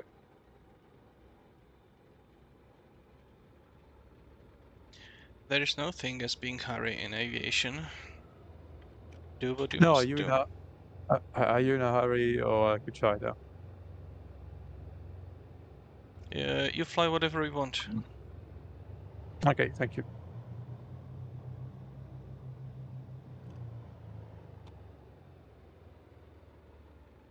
Okay, so park brake on.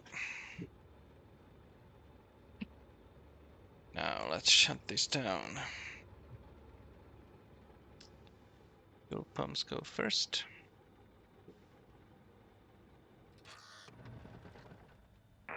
What's traffic 13 outside 640, 25 miles south of the Charlie Yankee Yankee VOR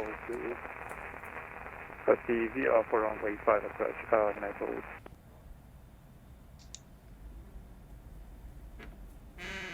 Alright, so that was the flight. Thank you for watching. I will still wait here for the last of us to arrive. And hopefully see you next week.